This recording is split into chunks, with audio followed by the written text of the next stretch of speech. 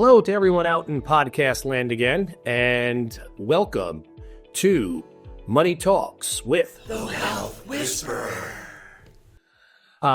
Honestly, if you are 55 years of age or older or just interested in learning more about a cost component within our society that will grow faster than any other government expense, we have that topic for you here today, Medicare. And with us today, I am very proud to have is Ann Taylor. I cannot think of a better person to educate us on a topic that is just as important as, unfortunately, it can be confusing. Ann has spent 30 years guiding companies and individuals in the employees' benefits arena, Medicare, and HR. Ann is the owner of Tailored Benefits. And I found her to be an invaluable resource helping my clients and educating them and helping them navigate the Medicare maze. And hopefully you've been able to get a little rest since the end of Medicare open enrollment. And you are ready to answer some thought-provoking and important questions for us all today. I'm ready. All right, fantastic. Let's get at it. Okay. If we're talking Medicare, it doesn't necessarily come out of the blue. We still have what's known as the U.S. Post Office. And the U.S. Post Office probably knows better than anybody else when Medicare open enrollment is coming upon us. And if you are over 62 or 63 years old, your mail carrier will let you know whether it is directly or indirectly. And indirectly means about the amount of things that you'll be receiving in the mail and marketing you towards hoping to have you select someone to help them with their Medicare alternative, supplement, etc. options. So as one gets near 65, can you tell us a little bit about the steps and the timetable that one would need to be concerned with? Sure. So everybody's a little bit different. It's going to depend a little bit on what your thoughts are about retirement. Okay. So we're going to have some people who are going to work past 65. So their first questions are, do I need to be worried about Medicare? I'm going to have some people who retire, let's say 62, maybe even younger than that. They want to know, how do I get from where I am to Medicare? Can we start on that one? Let's start with the easy stuff. Let's start the easy stuff. On somebody. Is somebody who knows they've got to do something at 65 and there's not significant confusion. They're pretty sure that they have to sign up. So what's the timetable there? If you're retired or you're not working full time, then at age 65, you are going to be on Medicare pretty much. Not too many ands, ifs, or buts about that. So the timeline actually is only 3 months prior to turning 65. You will sign up, is what I like to say, for Medicare. What you're actually doing is raising your hand, signing a little piece of paper like you did every year at open enrollment on your employee benefits plan from your employer saying, yes, I agree to pay X amount of dollars for Medicare. So Medicare has a cost to it, and you're basically saying, I'm signing up for Part B at $185 a month for the year 2025, and take that either out of my Social Security check or the government's going to send you a quarterly bill for that. Okay. So the soonest you can actually sign up for Medicare is 3 months prior to the first of the month that you turn 65. So Rob, what's your birth date? March 14th. March 14th. So March 1st, you would be eligible for Medicare, assuming that you were born in 1960 this year. Good thing I wasn't born that early. So I still got a few years to go. So you mentioned some of the things is 3 months before. What is too late? What is what is the date where I got to be signed up before? There could be some delay in my benefit, or there could be some break in benefit, which would, okay. If you don't sign up by 3 months prior. So March is your month that you become 65. So April, May, June in that case. If you're signing up past June 1st for Medicare, you actually would have a penalty for Part B for not participating. So it's not 3 months before. I have as much as 3 months after. After as well. Okay. Now, that's as soon as you can actually get the ball rolling with Social Security, who then says yes to Medicare, you can have Medicare. Now, many people in that situation who are retired or not working full time prior to age 65 will meet with me maybe about a year ahead of time to have some idea of what their Medicare options look like and what their costs are going to be. Okay. So again, it's hypothetical. If you're meeting with me today and 2 years from now, Rob, you're turning 65, it's a best guess as to what anybody's costs will be, but we can give you today's costs and what the programs look like, and you can have some idea of what your medical coverage is going to look You talked about Medicare Part B cost, is what is known as traditional Medicare. For what I do for a living, I'm pretty versed in this question. So if it's not something you're deeply knowledgeable, I'll be happy to expand upon. But you mentioned a number, 185. That is not actually true for everybody. You just tell at a high level, what's your knowledge on what that cost? Could that cost be less? Okay. So the $185 a month is what the average, and what's the question? The question becomes, what's the average person pays for Medicare? $185 a month, and that for most people comes right out of their Social Security check. Okay, so if you are what I will call low income, all right, so you don't have much income coming in and you have very little in assets, then Medicare, the federal government will help. Okay. To the other side, can it be more? Other side, we have what we call the IRMA, the Income Related Monthly Adjustment. I never liked her, but I've spent most of my career hating her husband, FICA. I hate that guy. But then all of a sudden, he goes out of my life, and his wife, Irma, comes in, and she starts taking all my money. Can you tell a little about this woman, Irma, and what she's doing? Okay, so this is the big gotcha, and one of the biggest surprise for people earning right now. The number's $204,000 joint income tax, but I'll round it and just say for people earning over $200,000 a year, 2 years prior to the year that they go on Medicare. So when you're 63, whatever your income, your joint income is on your tax return for 2 years prior is what Social Security is looking at as your income. And based upon that, they actually surcharge you. That's my explanation for it. Okay. Fair. It's not what the government calls it, but they would say it's because you're a high income earner, you can afford to pay more.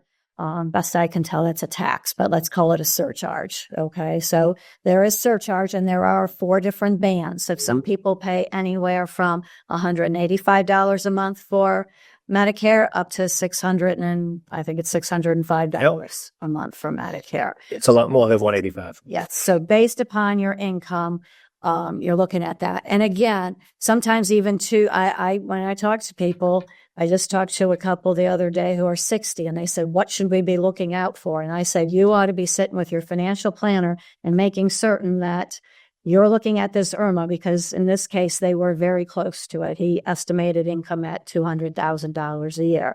But you want to make certain that you and your financial planner have looked at every aspect of that plan to make certain that you're not cresting it. The last thing I want somebody to be is $206,000, because probably you could have figured out ways. Oh, there's some pretty easy strategic ways. So I think that's great insight that you're providing. Is Medicare mandatory? Medicare is mandatory. I'll say that with a pause in there. As long as you are working and covered under, well, you don't have to be working. As long as you are covered under an employer-sponsored plan with more than 20 employees that has what we call credible coverage. Now, the insurance companies every year have to tell every employer if their plan is credible, and the HR department at every company is required by law to pass out a statement that says to the employee whether their coverage is credible or not. Okay. Let's face it, most of us in our 30s or 40s or 50s probably don't even realize that form is sitting out there on some company website someplace. Okay. So I usually have a discussion with people if they want to keep working to just double check with their HR department and make certain that they have what we call credible coverage. Credible coverage in a nutshell, Rob, basically says that this coverage by the employer is as good as or equal to Medicare coverage. More than 20 employees. More than 20 employees. What's this less than 20? Is it a choice or is it a mandatory? Less than 20 employees, it's mandatory. It's required by that you transition over to Medicare. Transition over to Medicare. Got it. Correct. All right, so we skipped over A and we jumped to B. Right. How does A come into play when it turns 65? Is that something everybody has to Great question. So as long as you've worked your 40 quarters, as long as you've worked 10 years, and you've paid Social Security and Medicare taxes, then you are automatically eligible for Medicare Part A when you turn 65. Okay. Okay. Historically, Medicare actually sort of, I like to say, turn that on in the background. All right. Okay. And they sent you a card and it said Medicare Part A effective March 1, 2025, Rob. All right. Okay. Medicare no longer sends that card out. So it is a good idea if you want it on, you don't pay for it. So there's no reason in general not to take it. There are a couple reasons, but in general, most people will want it on. They can actually go and sign up for Part A only to make certain that it comes on in the background. Okay. If you don't, though, I will say you're entitled to it. And should you need it, Medicare can process it through for you. Okay. If this is too complex for this discussion, let me know. We can defer it. Yeah. Part A and high deductible plans that would allow me to do an HSA. Correct. Do those two meet, and does that sometimes lead to a decision? That's one of those items. That is the number one item why people would not want their Part A to be active. Okay, is that you have an HSA plan, which is a health insurance plan with a high deductible. That in and of itself isn't the issue. Okay. It's the second component of an HSA plan, which is a savings plan. Okay. If you are putting money into a health savings account to pay medical expenses, that's where having Part A would actually nullify the tax benefit of the which is an important reason why people do HSAs. So I do an HSA. Correct. I'm sure a lot of people want to talk about that with you. Let's go on to another question I have today. If I work past 65, and we're opening Pandora's box here, I know there's only so much we're going to be able to cover in today. So if I work past 65, what are the variables I need to consider in figuring out what I have and what I don't have to do? If you work past 65. So I would suggest talking to somebody like myself. Okay. Because I'm going to run through with you a battery of questions. Do you have an HSA? Do you contribute to an HSA? Are you working for more than an employer with more than 20 employees? Is it credible coverage? All these questions come into play.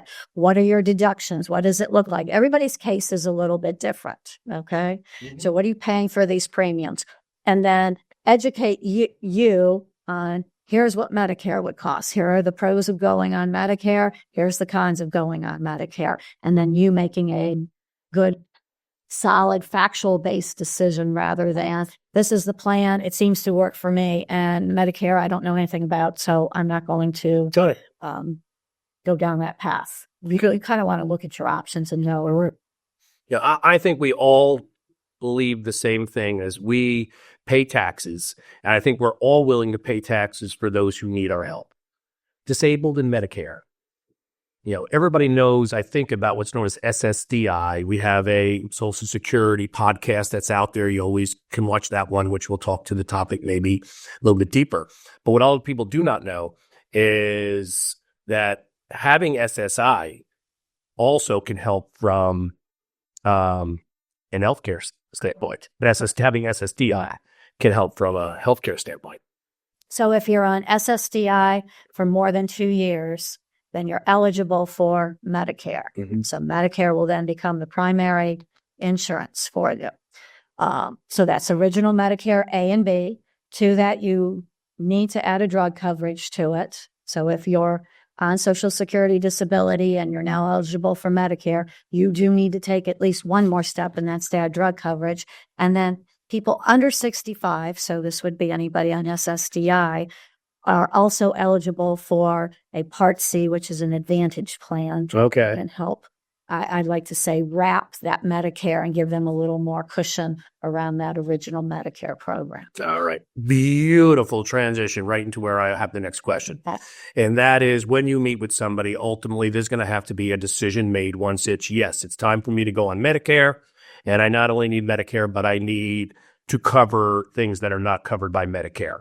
So you have Medicaps, also known as supplemental, and you have Medicare Advantage. The questions around that is, what are the costs? What are they provide and what do some of them maybe not provide. So we can go on and on this show. So so it's going to take a little bit of time for you to unwrap.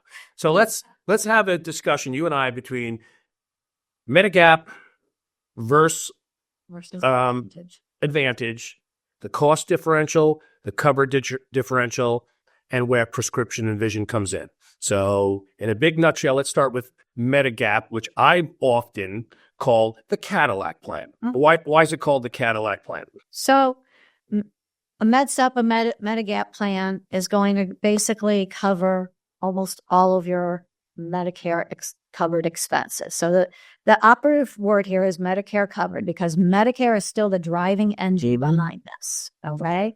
So Medigap's not going to cover anything that Medicare doesn't cover. Okay. So boom, we're right there. Medicare is the driving engine on it. It's going to cover, we have certain plans. We have about, I don't know, I've never counted them up. I should probably know the answer. 12 plans standardized across the country, regulated by the government. They are candidly a commodity plan, because they have fancy names, Rob. Okay. Fancy. G, K, L, A. Oh, we use A and B all over. Oh, a lot of people who know don't get that. They actually deleted one of them because the simple difference between them was like a $21 premium or something. Right. So they have very creative names, but a G with one company is a G with another company is a G with another company. And whether you bought it in California or you bought it in Ohio makes no difference. It is a G plan. Okay. So that's by far the most common plan today is a G plan. Okay. Second most common plan today is an N plan. And candidly, of all these plans, those are the two that 80% of the time we're utilizing. So a G plan is going to cover everything that Medicare doesn't cover except your Part B deductible, which for this year is $257. Okay. Okay. So everything but your first $257 of outpatient medical expenses is covered. So therefore, as you call it, the Cadillac, I like to call it a platinum plan. Okay. Fair. Either way, it's sort of, call it the gold standard of plans. Okay. You're going to pay a premium every month, similar to your car insurance. I liken this a little bit to your car insurance. Okay. You're going to pay a premium every month. Let's call it $150, $160. Is that that's about where people start at 65? 65. And that price changes over time as you get older, right? It goes up every year. So let's just call it $160 a month you're going to pay. And you know that everything except your first $257 is covered. If you go in the hospital, you have no deductible. So hospital expenses and outpatient Part B expenses. A supplement does not cover drug expenses. That's a separate policy. Vision. Does not cover vision. So Medicare doesn't cover vision. So go back to kind of my comment that the supplement covers it if Medicare covers it. Got it. No vision, no hearing, and no drug coverage. Dental coverage. That was the other one. Got it. No dental, no vision, no hearing, no drug coverage. So you then have to go get one more maybe if you want those covers? You would need another policy for dental, possibly another policy for vision. Usually dental vision can be kind of combined together. Then you need a drug plan. Okay. But you know that for $170 a month, you are taken care of. I have one client told me one time that she can afford it. She wants her kids to know that she goes in the hospital or she has multiple medical expenses, she is taken care of. They have no worries. Is this 170 for a couple, 170 for an individual? For an individual. Okay. Everything in this field is all individualized. That is one of the hardest things to get used to when you switch over to from a Medicare. family plan, maybe. Yeah, you're used to walking down the road together and whatever the employer said was the plan, you're both probably jumping on that same plan together, unless you both had employer plans. But that is the hardest concept. And the other concept, and I hear this all the time, is, and I'll be a little stereotypical here, it's not always this way, but I'll have the man say to me, I'll take whatever plan she's taking. And that doesn't always work in Medicare because your health and her health are individualized. They're individualized at that point. So, I got a question I hear a lot about, and I'm not versed enough to answer it. So that's why I have someone like you to be able to tap. Travel or traveling overseas, Medigap supplemental versus Advantage. You hear that. What does that mean when people say, You need this because travel.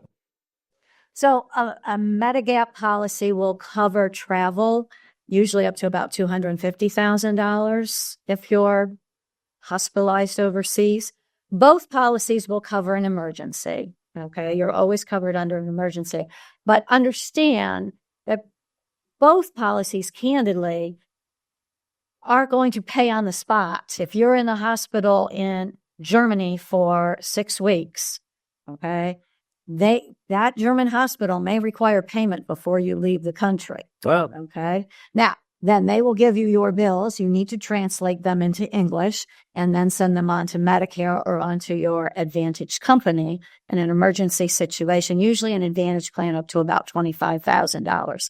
But if you have a stroke while you're in Germany and you're there for 6 weeks because they're not allowing you on a plane to come home due to pressure regulations, et cetera, you could be there a long time and rack up a decent medical bill. In that instance, it may be advantageous if you had a Medicare policy versus an Advantage plan. Well, either one, you may be required to pay on the spot and then have it reimbursed once you get home. But in the Advantage, you may not get reimbursed nearly as much. Correct. Okay. Correct.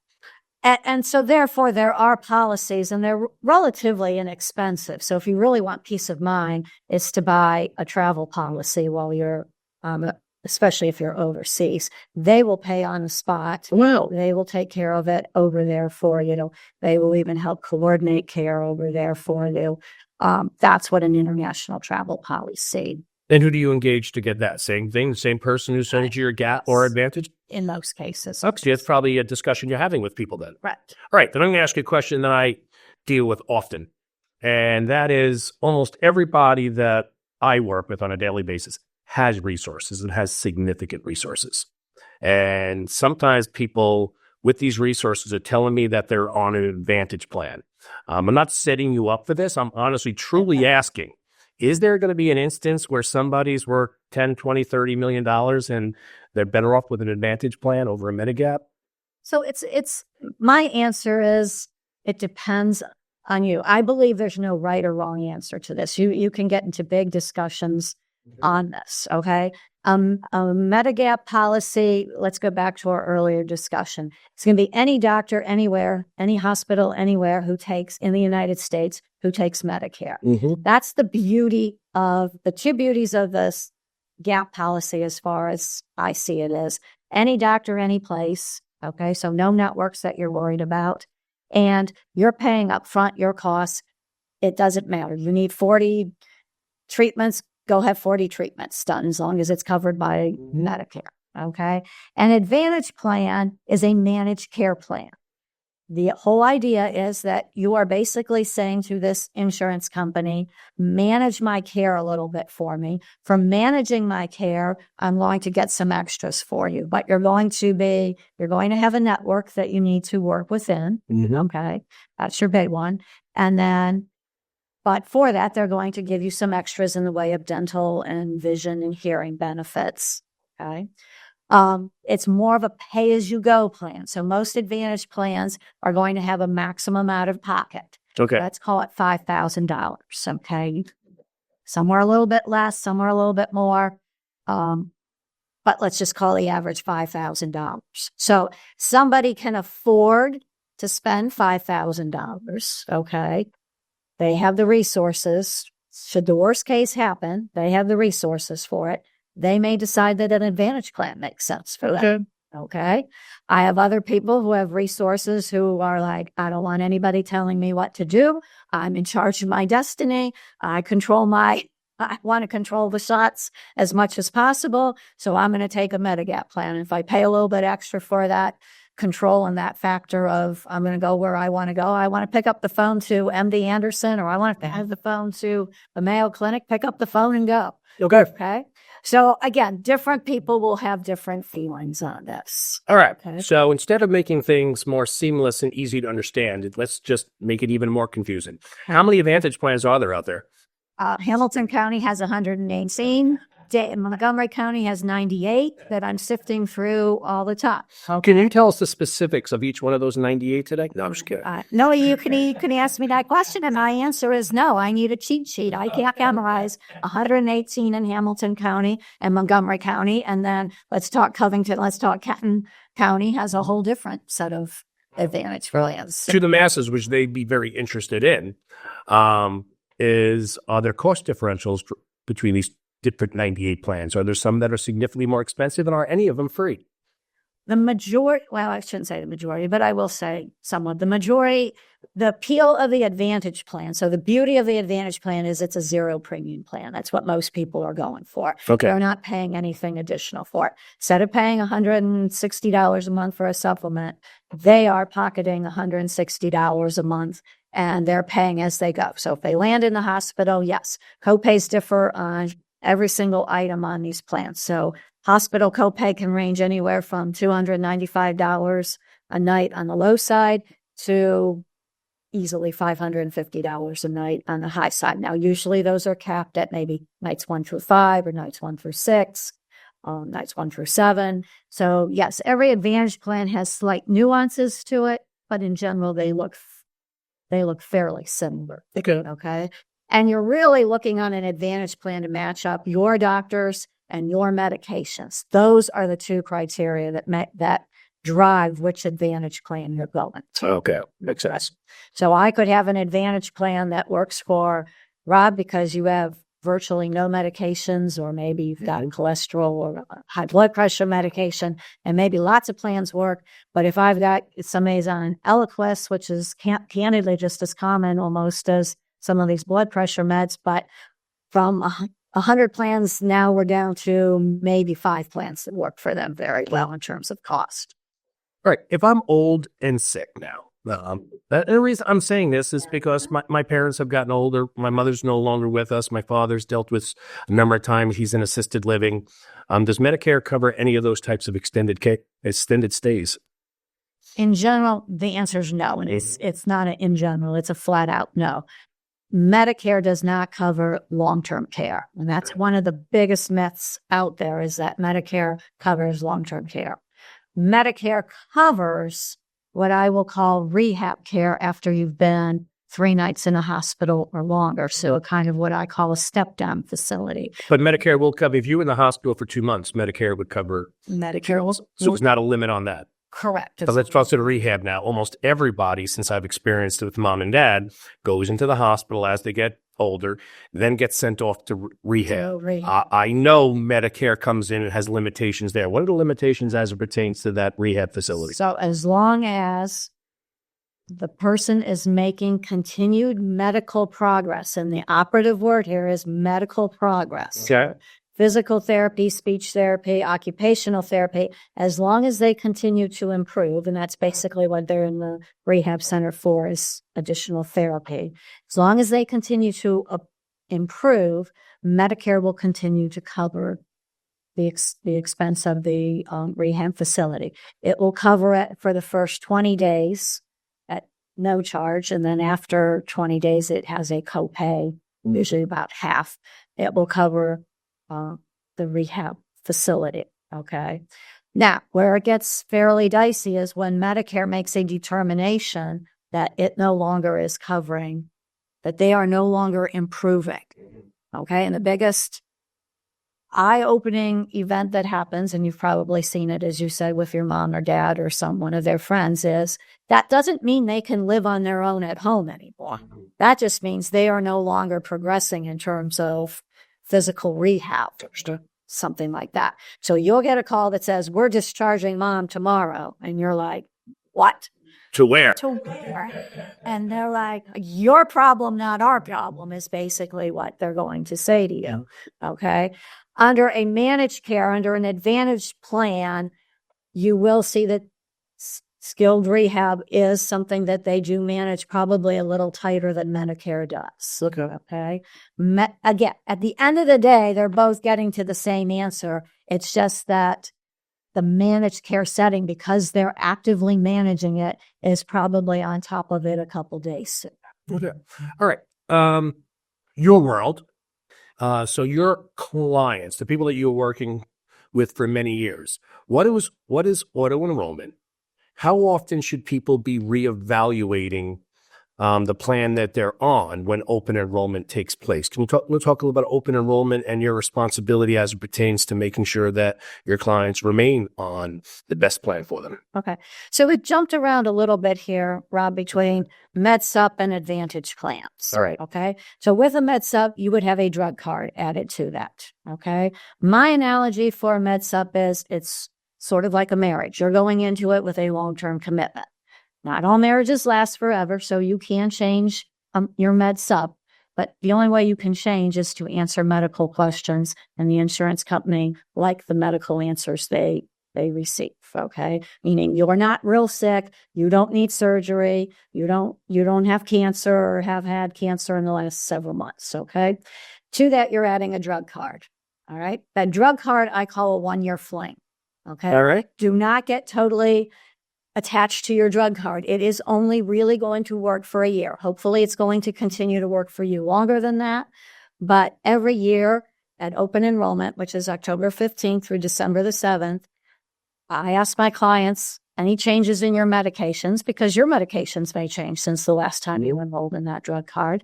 And then based upon what their current medications are, I'm looking at what drug card works best for them. And on a drug card, it's really about cost. What's the premium? What's the copay for my medications? Okay. That drug card may change its formulary next year. Let's go back to my Eliquis. It may have covered Eliquis this year. Next year, it might not cover Eliquis, or it might move the cost around on you. So we're looking at what's the cost and whose plan works best for you based upon the snapshot sort of in October, November of your prescription drugs. Are you encouraging 100% of your clients to reevaluate every year? I do tell them to reach out and we run a quick scenario and make certain. Do they change every year? No. This past year was a record-breaking year, candidly, in terms of clients who needed to move around. But part of that is because the government has changed the way prescription drug plans work under Medicare. So there's been a lot of movement, and we can address that as a separate item here. Okay. Advantage plans you can change every year. There is no pre-existing condition. They all have to take you. And it's worth looking at. Do my clients change every year? No, you really hope truly that you pick an Advantage plan and it tends to run. But again, because drug pricing and plans change this year, and an Advantage plan includes the drug component to it, there are people that needed to move their Advantage plans around. Okay. Last topic on this discussion point is I have heard, and tell me if this is accurate, with Advantage, there's little issue from changing from year to year. Correct. But as it pertains to Medigap or supplement, if this is my initial entry into the system, there's no underwriting. But if I start on Advantage and then I try to transition to Medigap, there could be some underwriting, which could be very costly in terms of a premium my paying. Is that accurate, or it's sort of correct? No, that's an accurate statement. So there are some technical rules where we can move some people from an Advantage plan over to a supplement. But they're technical and they only work in certain scenarios. For most people, if you've chosen an Advantage plan, then the only way to get into a supplement in the future is to be able to answer health questions. Okay. There are some technicalities around it. If somebody had a question and said, I'm stuck in an Advantage plan and I really want to move to a supplement, then we'd have to drill down and figure out if we could. So I guess that when you're initially signing somebody up with resources, you're probably making sure you're having that discussion. So I understand that. They understand that. All right. I got a couple of questions you wanted me to ask you. What are several myths about Medicare? So I think the first myth, this would be more for people who aren't on Medicare, but I think the first eye-opening myth for most people is that they actually pay for Medicare. Okay. I think most people think I've paid into it all my life as I'm working, and when I hit 65, I suddenly am going to have Medicare and it's not going to cost me. I have some people who $185 is heart-stopping to them. Mm-hmm. And then again, for people who are earning above $200,000 joint income, when they see the numbers, I've had several clients continue to work longer just because they are like, whoa, I mean, I was not budgeting for this. $600 a month, if you're not budgeting for it ahead of time, can be a whopper. Yes, but that all being said, if they're paying $600 a month, that's because their taxable income is I always tell people that is good news is you're paying taxes, is bad news is you're paying absolutely taxes, right? I mean, yes, absolutely. But it can be a little show-stopping for... Any other myths, or that's the primary? I think that's the primary one. I think we touched on the second one, which is already the long-term care. Most people sort of believe that there's some sort of long-term care component to it. Even people who know there's no long-term care component to it are still caught off guard, especially with that phone call, with that skilled nursing. Yep. Going to be releasing, and that they're like, releasing where? To you. And you'll have to make that. You'll have to figure that out. Do you? Yes. We suggest you figure that. I think the drug component is a little bit out there for people, because you sign up for A and B, and yet you still have to go to a private company for prescription drug coverage. I think that's confusing for people. I don't know that it's a myth, but I think it's confusing that you sign up for Medicare A and B and have to go someplace else to get your meds up. People are like, well, I signed up for B, so I'm done, right, Ann? And I'm like, no, you're not done. You just started down the process. I think the prescription drug coverage can be, again, kind of a big... It's okay. Well, that leads us into something that you educated me that people are really struggling with, and that's the donut hole has supposedly gone away. So my cost should have gone down. What's that all about? So as of January 1st, if you're on Medicare, the donut hole has gone away. So basically now under the Inflation Reduction Act, starting in January 2025 here, the most somebody will pay for their prescription drugs, for their co-pays for prescription drugs, is $2,000. Okay. They still have their premiums. What we've basically seen is a little bit of a trade-off, not for everybody, but some people will say their co-pays go down this year, but their premiums go up rather significantly. Okay. So the government only said co-pays are capped at $2,000. Okay. Some people will see their prescription costs having gone down. Other people will find that less expensive drugs now cost more this year to sort of make up for the $2,000 cap. So there's a lot of movement, I guess I should say, in the prescription drug arena. And when I say arena, meaning whether you have a standalone prescription drug plan, most people saw their premiums go up. Maybe their copays went down if they were spending more than $2,000. Some people, like I said, some people saw copays go up, some people saw them stay the same, and some people saw them go down. So it's a mixed bag.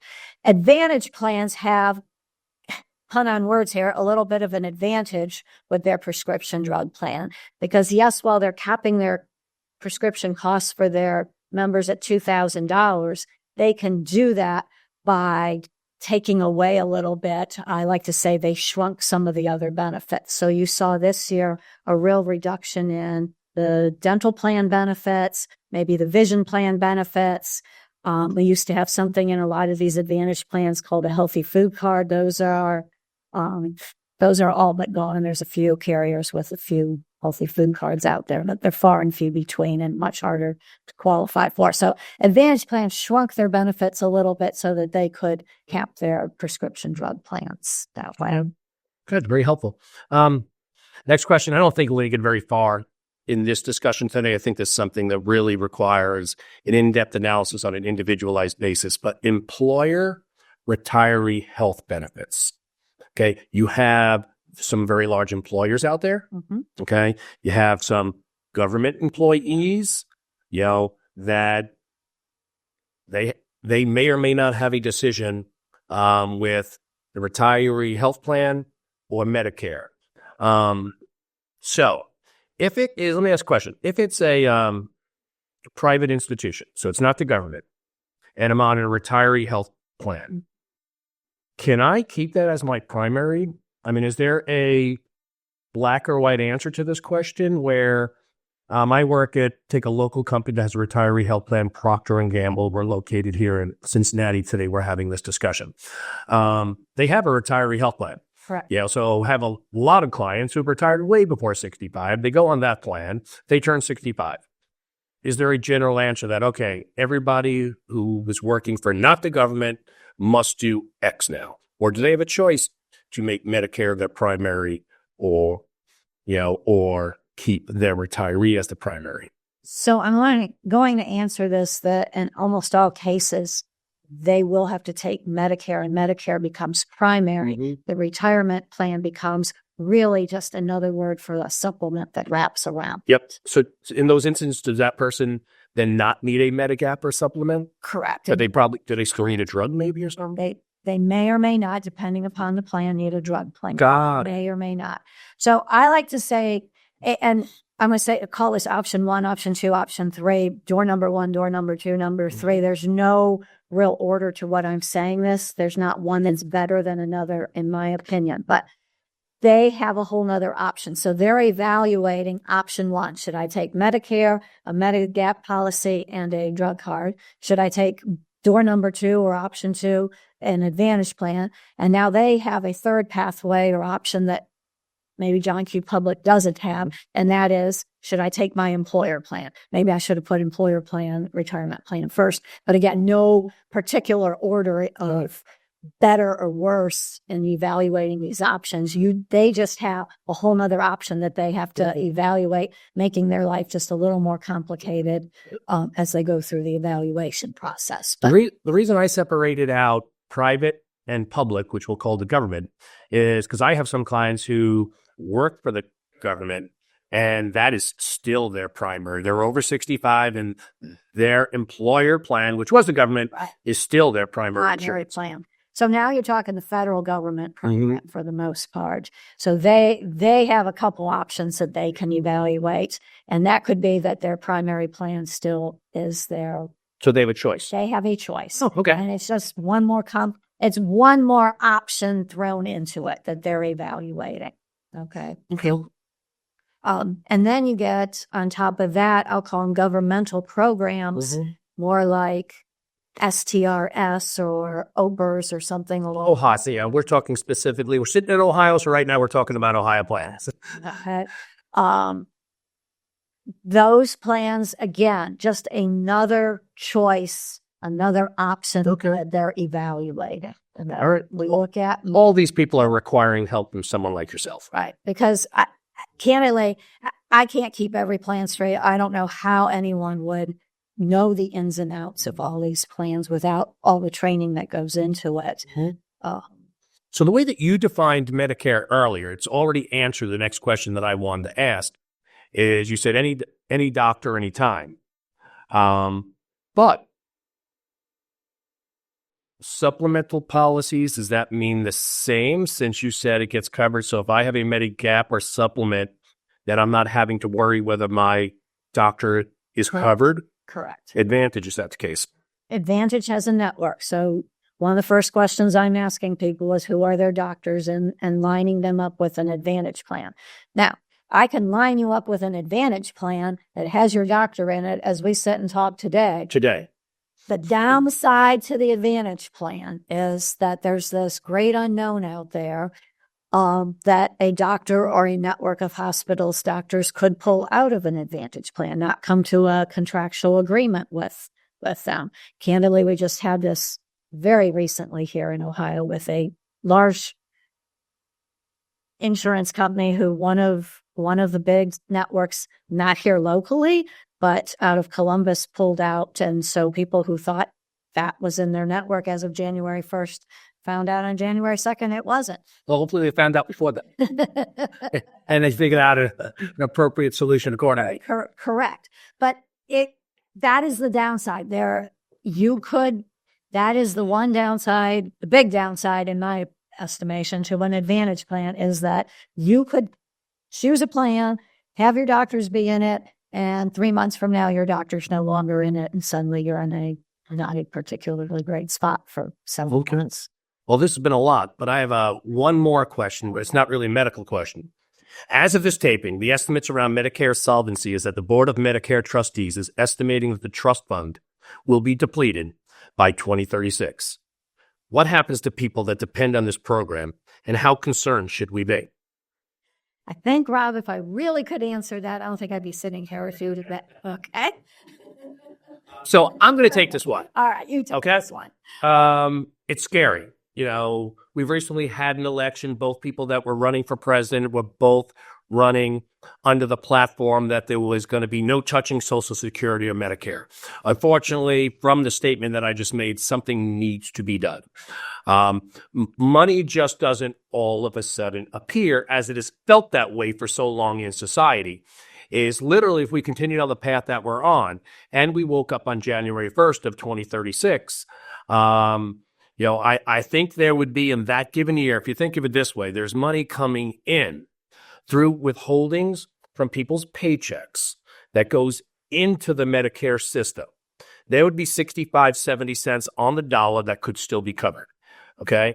So that means there's 30, 35% that would not be covered. That money would not magically appear because your government could immediately issue government bonds. So when people out there, I'm going to keep this very brief now, is running a deficit and printing money means this: issuing treasury bonds in the United States. All right? There's no guarantee that people are going to buy those. If all of a sudden out of nowhere, the size of Medicare, they had to come up with a 35% hole, the cost of borrowing would skyrocket in a capacity that there would undoubtedly become a reduction, if not a very significant reduction, in services that were paid for by the government. So my answer to you all, yes, you should be extremely scared. Can we figure this out? Yeah. I mean, we're in 2025. This is 2036. Hopefully, calmer and brighter minds will put the appropriate attention to it. But as it pertains to you, the public, and Medicare, I think the most important thing is once you start getting to 63 years old, you find that right person. You want to make sure, and it's probably not going to be someone you're going to find from your mailbox. It's probably somebody that you're going to find from friends and family who have gone through prior. I assume that a majority, if not all, of your new clients are referrals. Yeah. Okay. Yeah. And I assume people don't refer people that they're not going to refer someone to someone they're not happy with. Correct. Okay. So that would be my input, because as we noted multiple times in this discussion, your Medicare needs to be individualized. As always, we appreciate you taking your important and probably not abundant free time to spend with us today. We hope you have found the information we have provided to be educational. And if you need or wish to ask questions of our guest, Ann, or my organization, ways to contact us will follow. Until next time, this is The Health Whisperer, signing off. For all podcast or guest-related questions, please email us at dlacadvisors@dlacadvisors.com. For all questions or inquiries into the services that are provided by DLAC Wealth Advisors, please contact us at elliot.singer@dlacadvisors.com. That's Elliot with 2 T's. Please also visit our description for helpful links.